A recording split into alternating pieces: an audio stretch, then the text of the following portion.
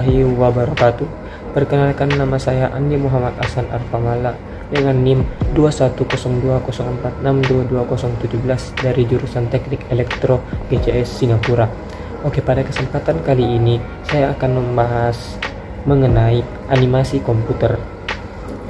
Sebelum kita masuk ke inti pembahasan, mari kita bahas terlebih dahulu apa itu animasi. Animasi merupakan gambar bergerak terbentuk dari sekumpulan objek yang disusun secara beraturan, mengikuti pergerakan yang telah ditentukan pada setiap pertambahan hitungan waktu yang terjadi. Gambar atau objek yang dimaksud biasa berupa manusia, hewan, tulisan, maupun benda mati. Pembuat sebuah animasi biasa juga disebut dengan animator.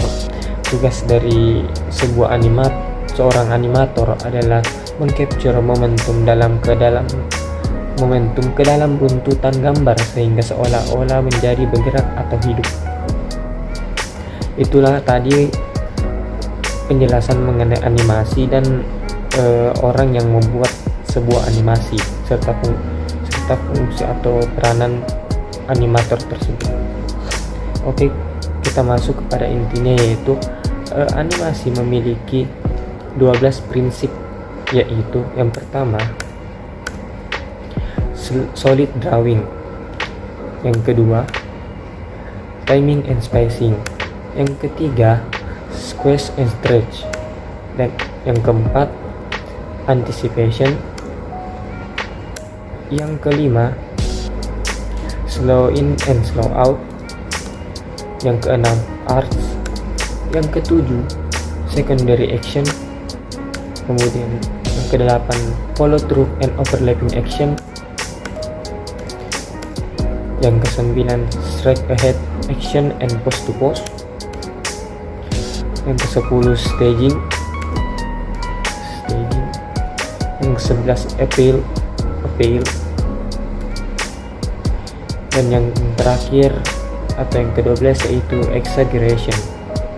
Oke, yang pertama kita bahas yaitu solid drawing. Solid drawing yaitu menggambar sebagai dasar utama animasi, memegang peran yang signifikan dalam menentukan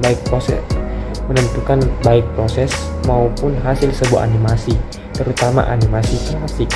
Jadi solid drawing ini merupakan kunci utama dari membuat animasi atau langkah awal dari membuat animasi. Seorang animator harus memiliki kepekaan terhadap anatomi, komposisi, berat, keseimbangan, pencahayaan, dan sebagainya. Jadi seorang animator harus mempunyai beberapa hal-hal tersebut yang dapat dilatih melalui observasi dan pengamatan, contohnya menggambar. Kemudian yang kedua yaitu timing and spacing. Timing adalah tentang menentukan waktu kapan sebuah gerakan harus dilakukan, sementara spacing tentang menentukan percepatan dan perlambatan dari bermacam-macam jenis gerak. Contoh timing yaitu menentukan pada detik keberapa sebuah bola meluncur, kemudian menghantam kaca jendela.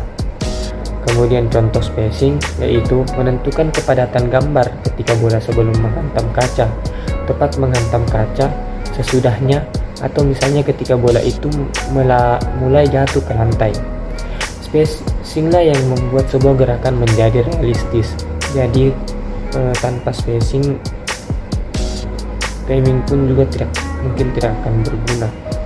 Jadi kayak timing dan spacing itu saling menyatu lah, tidak bisa dipisahkan. Oke, kemudian yang ketiga yaitu squeeze and stretch. Squeeze and stretch adalah upaya penambahan efek lentur atau plastis pada objek atau figur sehingga seolah-olah memuai atau menyusut, sehingga memberikan efek gerak yang lebih hidup. Squeeze tidak hanya diterapkan pada benda hidup, tapi diterapkan juga pada benda mati. Jadi tidak hanya benda hidup yang bisa diterapkan prinsip squeeze ini, tapi juga bisa diterapkan pada benda mati. Contoh penerapan pada benda hidup yaitu sinergi bicep dan tricep pada manusia. Jadi kalian pernah melihat animasi yang bicep dan tricep.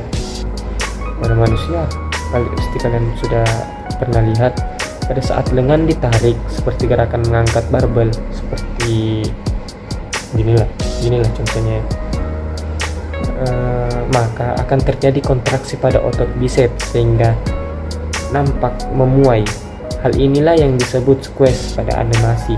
Sedangkan stretch nampak ketika dilakukan gerakan sebaliknya, gerakan menurunkan lengan. Jadi setelah ini kemudian begini, bicep akan nampak menyusut. Nah, kemudian contoh penerapan pada benda mati. Ketika sebuah bola dilemparkan, pada saat bola menyentuh tanah, maka dibuat seolah-olah bola yang semula bentuknya bulat sempurna menjadi sedikit lonjong horizontal. Nah, ketika kayak kalian melemparkan bola atau menjatuhkan bola lah, pasti bolanya nggak akan bulat atau agak akan menonjol biar kelihatan realistis gitu. Meskipun nyatanya keadaan bola tidak selalu demikian, hal ini memberikan efek pergerakan yang lebih dinamis dan hidup. Nah, oke, selanjutnya yaitu yang keempat, anticipation. Anticipation boleh juga dianggap sebagai persiapan atau awalan gerak atau ancang-ancang.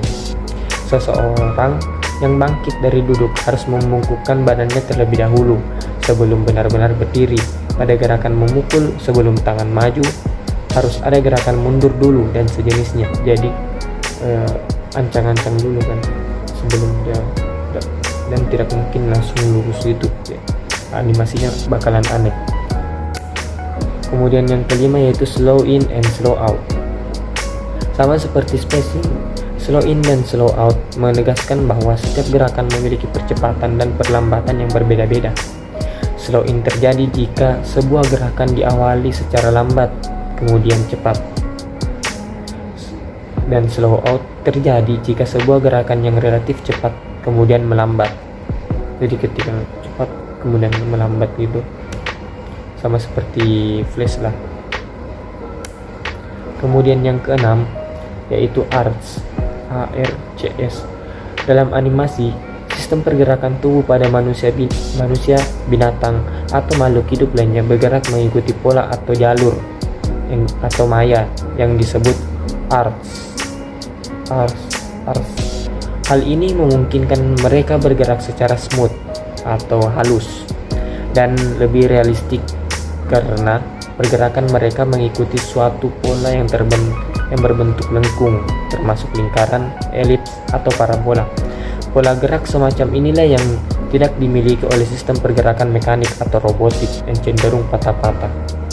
Jadi robot itu kurang smooth lah pergerakannya, jadi kayak gerakannya agak patah-patah gitu. Jadi kemudian yang ketujuh yaitu secondary action. Secondary action adalah gerakan-gerakan tambahan yang dimaksudkan untuk memperkuat gerakan utama supaya sebuah animasi tampak lebih realistik. Secondary action tidak dimaksud untuk menjadi pusat perhatian sehingga menggaburkan atau mengalihkan perhatian dari gerakan utama. Kemunculannya lebih berfungsi memberikan emphasis untuk memperkuat gerakan utama. Contohnya, ketika seseorang sedang berjalan, gerakan utama tentu adalah melangkahkan kaki sebagaimana berjalan seharusnya. Tapi, seorang animator bisa menambahkan secondary action untuk memperkuat kesan hidup pada animasinya. Misalnya sambil berjalan, seorang figur atau karakter animasi mengayunkan tangannya atau bersiul-siul. Nah, atau enggak, bisa saja animator memberikan secondary action ke kepalanya.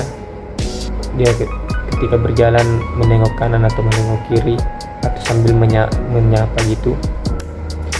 Oke, selanjutnya yaitu follow through dan overlapping action.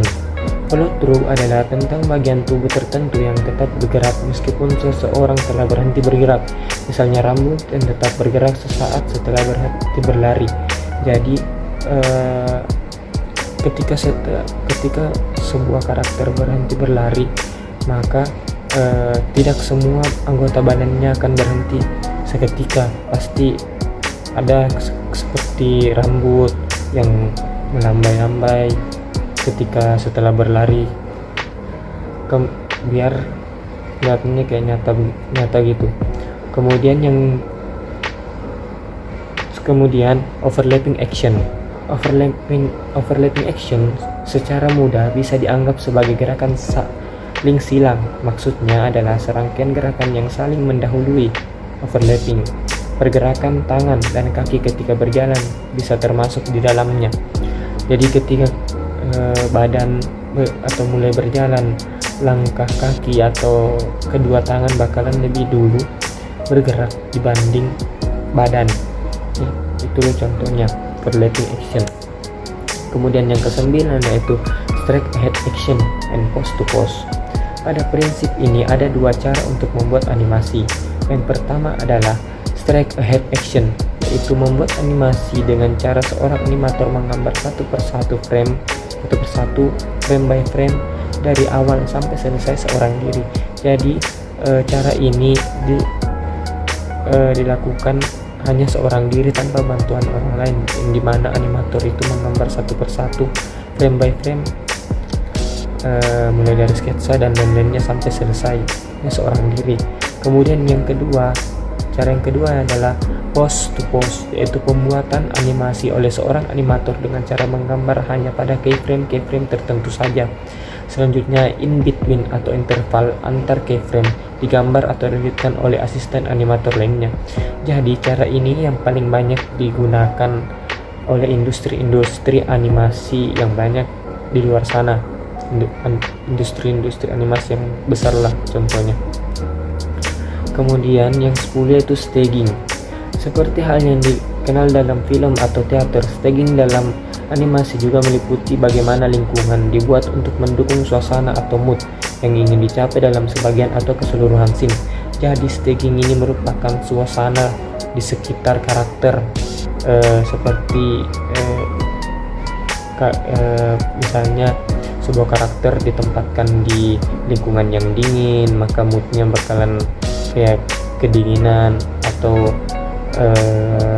sebuah karakter ditempatkan di lingkungan kayak sekitarnya itu summer, maka mood karakter juga bakalan mendukung atau disesuaikan dengan lingkungannya. Kemudian yang ke-11 yaitu appeal berkaitan dengan keseluruhan look atau gaya visual dalam animasi. Sebagaimana gambar yang telah menelurkan banyak gaya, animasi juga memiliki gaya yang sangat beragam.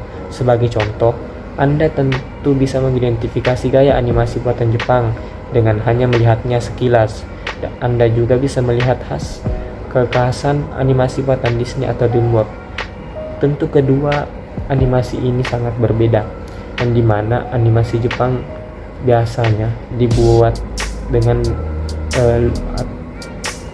look dua dimensi, sedangkan Disney atau DreamWorks itu biasanya membuat animasinya 3 dimensi. Itu yang membedakan animasi Jepang dan animasi buatan Disney atau DreamWorks, yang animasi Jepang yang biasanya disebut anime. Kemudian yang terakhir atau yang ke-12 yaitu exaggeration. Exaggeration amilah upaya untuk mendramatisir sebuah animasi dalam rekayasa gambar yang bersifat hiperbolis, dibuat untuk menampilkan ekstremitas, ekspresi tertentu, dan lazimnya dibuat secara komedik. Jadi banyak gerakan-gerakan yang gimmick atau raut wajah dari sebuah karakter yang banyak kalian lihat. Contohnya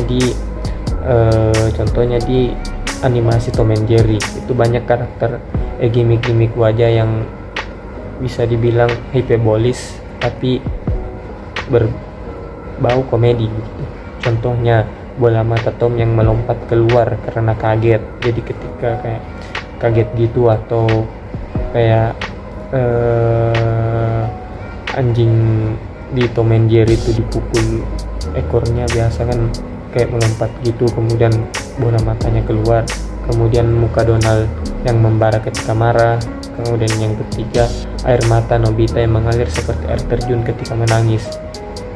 Nah, itulah beberapa contoh exaggeration yang artinya gimmick wajah karakter tapi berbau komedik gitu.